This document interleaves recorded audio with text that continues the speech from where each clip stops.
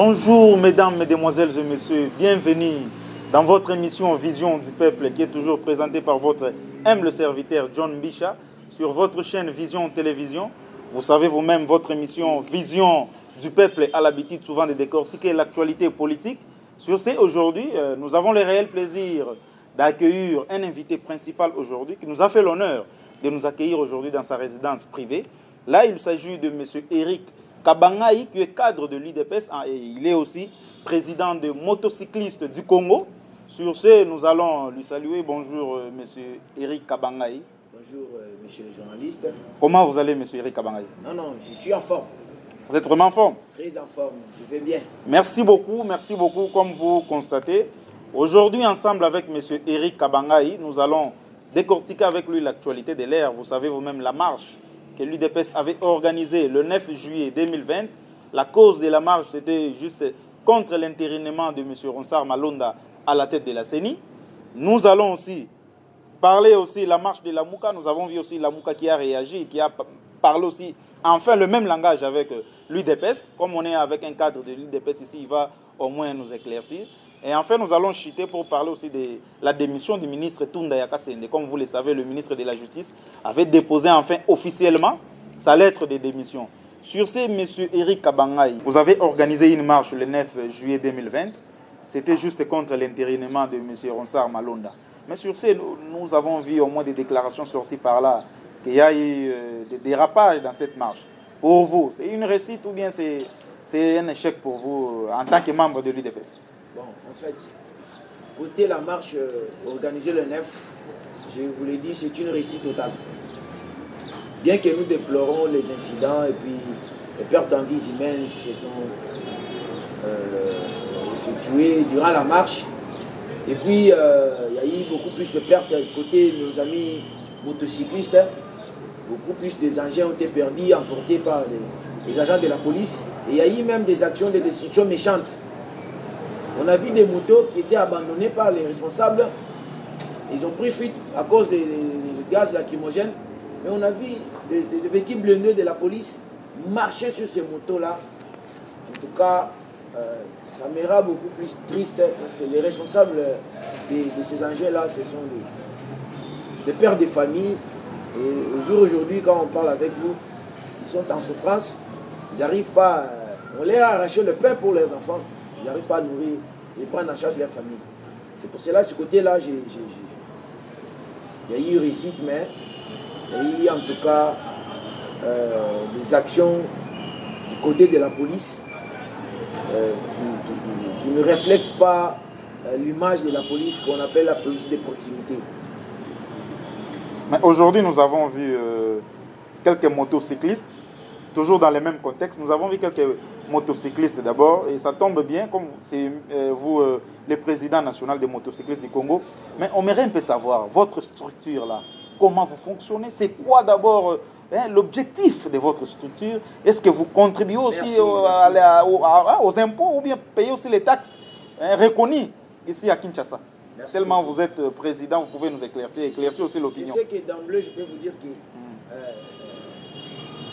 tout le monde qui œuvre dans le secteur des transports à 2 ou à 3 roues, ils sont abandonnés par l'État congolais.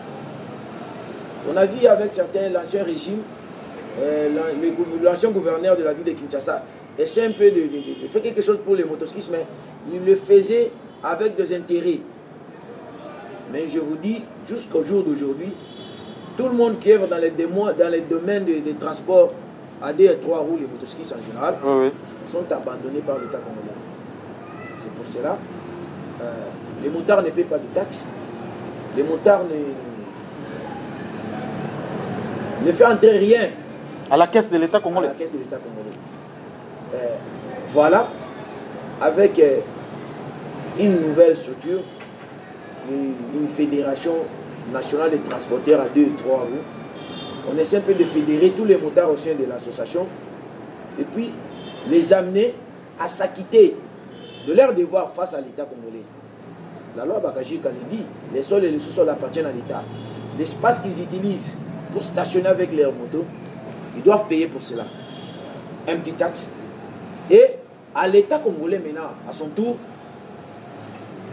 de, de, de mettre tous les motocyclistes dans leurs droits.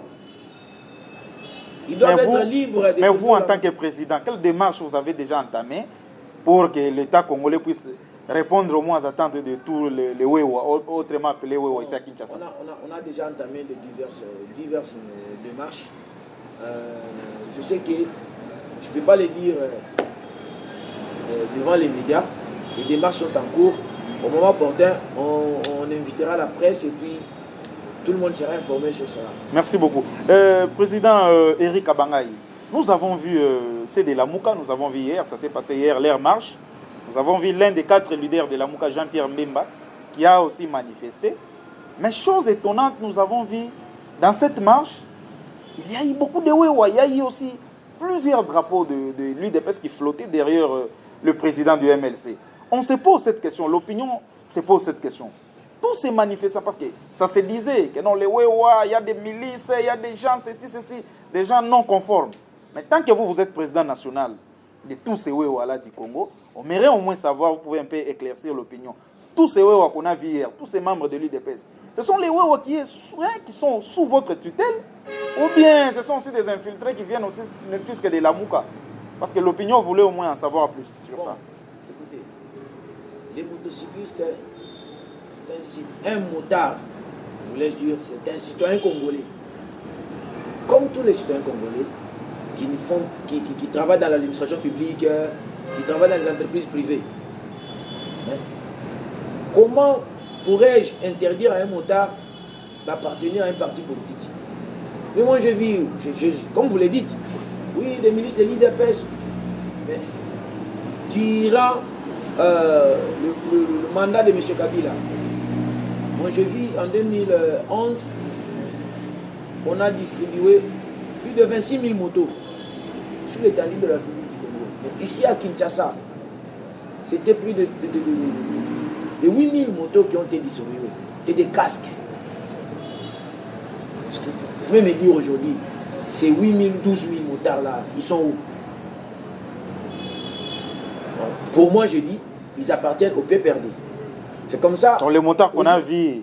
Au jour où la nouvelle, c'est que vous avez vu, ils appartiennent au PPRD. Je félicite ces motards-là. Ah. Je les félicite. Ce sont des citoyens congolais. Ils sont libres. Ils ont fait ce qu'ils voulaient faire. Et puis, ils ont démontré qu'au Congo, il y a un état de droit, il y a la démocratie. Et tout le monde a les droits d'appartenir à un parti politique qu'il veut. Mais c'est Eric, aujourd'hui, on peut dire apparemment, vous du cash et la Mouka, apparemment, il y a une alliance qui s'annonce en coulisses ou comment? Parce que nous avons vu, apparemment, vous parlez maintenant presque un même langage. Suite à l'intérinement de M. Ronsard Malonda, nous avons vu quelques leaders de la Mouka parler le même langage que quelques cadres du cash. Sur ces points-là, oui. Mais parler de d'autres points, là, il faut voir. Je ne suis pas habilité ou bien je n'ai pas ces droits-là de parler au nom de l'IDPS. On dit que voilà, l'IDPS aujourd'hui et la Mouka, ils sont en coalition, tout ça. Non. Moi, je ne suis qu'un membre, un cadre au sein de l'IDPS. C'est qui est aussi de mon droit d'appartenir à un parti politique. Et j'ai aussi le droit de protester contre Malonda parce que je suis un potentiel électeur. Comme tout motocycliste, moi je suis un motard. Ce que je suis aujourd'hui, c'est grâce à la moto. Comme tout motocycliste, j'ai le droit de protester parce que je suis un potentiel électeur. Je ne peux pas laisser et voir demain des élections bafouées ou bien tripotées parce que j'étais resté chez moi et je laissais Malonda passer devenir le président de la CENI. Non. Voilà. Merci beaucoup, très chers téléspectateurs. Nous vous rappelons, vous qui nous suivez en ce net moment, sur Vision Télévision. Nous sommes ici à la résidence privée du président de tout motocycliste du Congo. Lui, c'est M. Éric Kabanga qui avait fait l'honneur de nous accueillir aujourd'hui pour décortiquer avec lui l'actualité politique. Sur ce, nous allons essayer aussi de parler avec lui l'avenir de cette coalition FCC Cash. Nous voyons toujours des couacs par-ci, par-là. Nous avons vu dernièrement le chef de l'État, avant de voyager, s'en aller à Bruxelles et aux États-Unis. Il y a eu une rencontre qui s'était passée avec son prédécesseur, le sénateur à vie Joseph Kabila Kabange. Mais sur ce, nous entendons toujours, en coulisses, il y a des couacs. Mais tellement nous avons quelqu'un du cash, ensemble avec lui, nous allons aussi lui demander son avis, qui nous explique est-ce que l'avenir de cette coalition, ça promet pour que 2023, cette coalition soit toujours soudée, ou bien ils vont se dissoudre encore. Mais monsieur Eric Kabangou, nous aimerions un peu savoir, cette coalition, j'insiste beaucoup, parce que nous avons vu, les jours qu'on a interpellé le ministre de la Justice, nous avons vu quelques déclarations de quelques cadres du FCC, de paroles qu'on peut dire outrageant même à l'endroit du chef de l'État. Nous avons vu aussi quelques cadres du cash qui ont rétorqué. Sur ces, est-ce que vous pouvez nous rassurer aujourd'hui, entre le cash et le FCC, il y a toujours cette unité-là? Vous pouvez rassurer les peuples congolais aujourd'hui que non, vous irez avec cette coalition jusqu'au bout. Donc jusqu'au bout, quand je dis jusqu'au bout, c'est au prochain scrutin de 2023. Ou soit, ça s'annonce mal pour une dissolution. Bon, sur ce point-là, je vais essayer un peu d'être honnête avec vous et avec le téléspectateur. Nous savons qu'on parle de la coalition CACH-FCC. Personnellement, je n'ai jamais vu un accord signé par le cadre du CACH. Quand je parle là, je vois l'UDPS, l'UNC avec le FCC. On a toujours demandé autant de fois qu'on nous montre, et cet accord-là, ils se sont mis d'accord sur quoi? Mais nous restons, personnellement, et je reste fidèle à cette coalition parce que le chef de l'État, si vous l'avez suivi dans les comptes rendus du Conseil des ministres de la semaine passée, il tient beaucoup à cette coalition, mais il tient à ne pas y laisser sa vie. Nous aussi, nous restons derrière lui. Mais apparemment, nous constatons que c'est les deux autorités morales. Quand ils se rencontrent, ils parlent mieux. Mais au niveau de vous, quelques cadres, que ce soit du CACH ou FCC, il y a toujours des couacs. Se dit à quoi tout ça? Comment je peux accepter de voir un certain monsieur que je vois, il est en prison, je ne peux pas citer son nom, en train d'outrager les choses de l'État. Nous, en tant que journalistes, on cite les noms, mais c'est Harry Magie qui se retrouve à Makala. C'est pas moi, c'est vous, en train d'outrager le chef de l'État. Oui. Je vois certains membres du FCC, comme l'autre qui vient de démissionner. Le ministre de la Justice, Tounda Yakasende. Qui parle d'un EMEI, j'ai appelé EMEI, le moi, Nakobangate. Bon, en fait, vous comprenez un ministre d'État, un vice-premier ministre qui tient de tels langages contre les chefs de l'État. Et on dit on est en coalition CACH-FCC. Mais si le chef ne peut pas parler, mais nous c'est lieutenant, on ne peut pas rester aussi bras croisés et rien faire. Là franchement je vous dis, vous savez, il y a un moment j'avais appelé tous les motocyclistes qu'on aille remettre carton jaune à Madame Mabunda, l'honorable Janine Mabunda, la présidente de l'Assemblée nationale. Bien que Jean-Philippe Kobila m'avait écrit et puis il m'a demandé de ce soir vivre l'état d'urgence et autre chose. Et que ça allait créer un peu de désordre dans la vie de Kinshasa. Vous savez, souvent quand j'entends de tels langages au sein des cadres du FCC, on parle de la République des Wewa. Je vis un honorable sénateur, une dame qui a bouffé beaucoup d'argent de la République. Je dis, elle a bouffé beaucoup d'argent de la République parce qu'elle représentait la jeunesse congolaise. Mais nous qui faisons partie de cette jeunesse-là, vous savez combien de motards ils sont en train de souffrir pendant le mandat de Kabila? Ils ont souffert jusqu'à aujourd'hui. Aujourd'hui, vous avez les pouvoirs. Non, vous avez les pouvoirs. Le chef de l'État vient de l'IDPS. Mais comment vous pouvez pleurnicher toujours? On ne pleurniche pas. Nous sommes en train d'essayer de contrôler la situation. Vous savez, la dame, elle a bouffé trop d'argent à la République, à la caisse de l'État. Elle touchait au moins 150 000 $, comme ce qu'on nous a dit. Mais aujourd'hui, je vois cette dame-là, elle est sénatrice, je ne sais pas comment, elle a été votée par quel genre de député provincial. Et elle nous parle de la République de Wewa. Donc apparemment, ces termes-là, vous n'avez pas plu. Non, ça ne me plaît pas. Parce Merci. que les motocyclistes ont milité pendant plus de 18 ans à côté de forces acquises au changement. Et aujourd'hui, on est arrivé au pouvoir. C'est l'IDPS qui est au pouvoir. Et je dis, tous ces motards-là qui militaient, ils ne sont pas de l'IDPS. Parce que le temps que les motards-là militaient aux côtés des forces acquises au changement, il y a un monsieur, le coordonnateur chargé des motocyclistes au sein de la campagne de Chadari. Vous les connaissez? Oui. Claude Machala, voilà. Il a distribué 26 000 motos Mais dis-moi, une infime partie qui était dans l'opposition, qui militait à côté, aujourd'hui, ça devient la République de Wewa. Et qui dit ça? Ce sont des cadres, des professeurs d'université. Ce sont des honorables députés. Ce sont des sénateurs, des sénatrices. Je suis vraiment désolé. Nous chitons déjà. Monsieur Éric Kabahou, comment vous avez jugé d'abord la démission du ministre de la Justice? On peut dire aujourd'hui que non, c'est maintenant l'état des droits qui est en marche, parce que nous avons tous suivi la déclaration du ministre de la Justice quand il a été interpellé. Mais subitement, il est parti à la primature, il a déposé sa démission. On peut dire l'état des droits maintenant est en marche ou bien... Bon, avant de vous dire qu'il y a l'état des droits déjà instauré au Congo. Au Congo, oui, oui. Ben, j'ai honte des doyens et ministres de la justice. Parce que sous d'autres cieux, il allait démissionner. Il n'allait pas prendre tout ce temps-là pour démissionner. Vous comprenez un peu ça?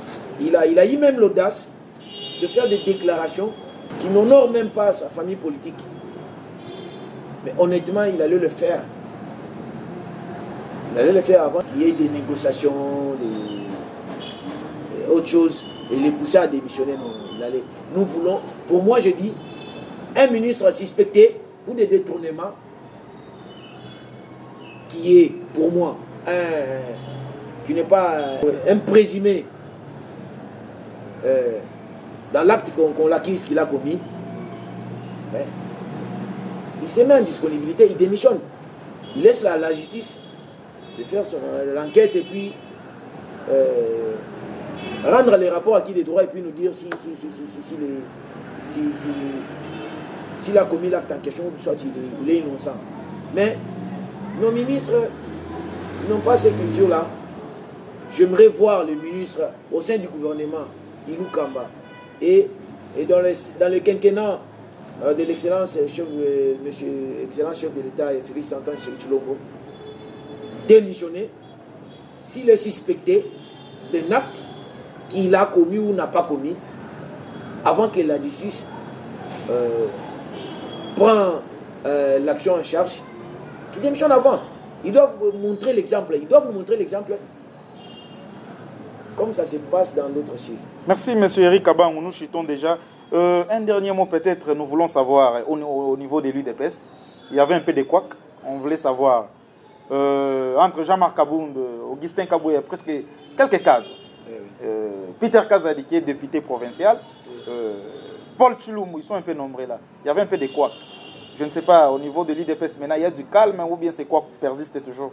Écoutez, je vous informe jusqu'au jour d'aujourd'hui, je vous dis que le président, c'est lui qui dirige l'UDPS, c'est Jean-Marc Kabound, lui le président Ali. Il a obtenu un mandat spécial signé par l'autorité morale de l'UDPS, qui est aujourd'hui le chef de l'État. Et Augustin Kabouya, c'est lui le secrétaire général de l'UDPS. En tout cas, en tant que cadre et membre de l'UDPS, je demande à tout le monde de s'en tenir qu'à cela. Nous ne pouvons pas aller au-delà de ce qui a été fait par notre autorité morale. Contester sa signature, c'est le contester lui-même. Nos vieux, Peter Kazadi, Jacqueline Chabani, ce sont nos vieux. Nous leur demandons de revenir dans les droits chemins. C'est juste ce que je peux dire pour eux. Ils reviennent dans les droits chemins. Je crois très bien que ensemble avec eux, on est arrivé au pouvoir. Ensemble avec eux, on va terminer bien ces quinquennats et puis entamer l'autre quinquennat en 2023. Merci, Président. Un dernier mot à tous les motocyclistes qui vous suivent en ce net moment, tous les motocyclistes du Congo. Voilà, je dis, tous les motocyclistes qui me connaissent bien, et ils aiment bien m'appeler Guillaume Soro.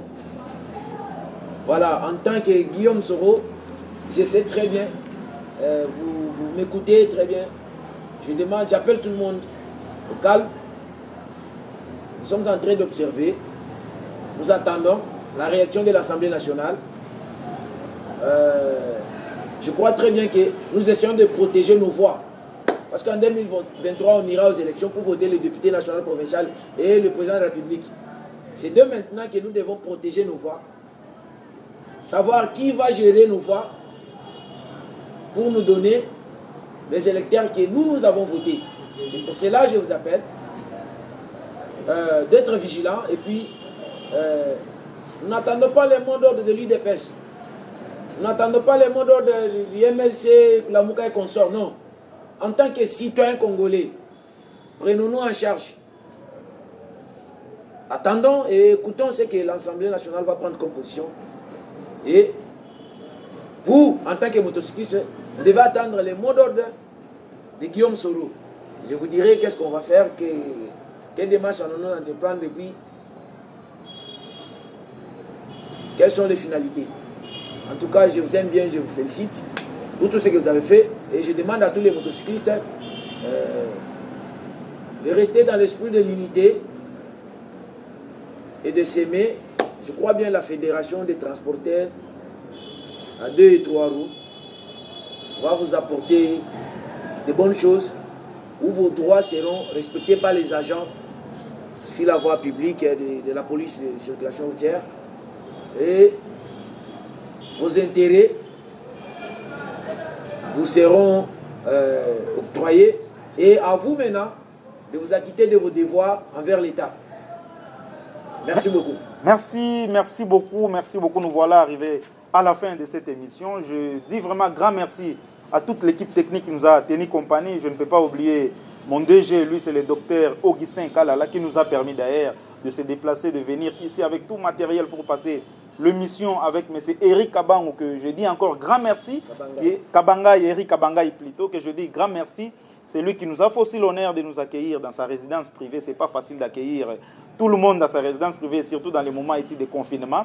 Nous disons vraiment merci à tous les caméramans. Je vois là, Jessie, je vois tout le monde, l'équipe technique qui était vraiment solide.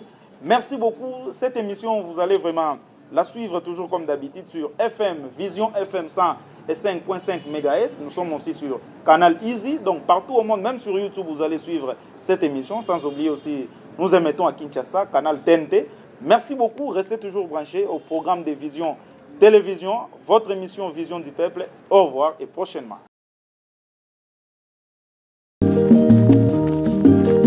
Mikolo tosekanaki na mosolo ya mboka Kongo ekoki tofungwani misolelo tomoni bozoba nyonso tosali oya kobongisa Kongo aveni ebongi tosala moto nyonso ata mwana Kongo ya mosolo mpembe ya nzoku Kongo ya bwanya kasa ya